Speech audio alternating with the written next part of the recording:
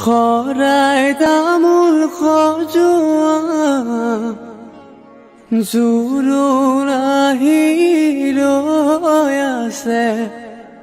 আদৰুম গৈ ওলোৱা আহিছে জোৰোণটি বহিছে বাজা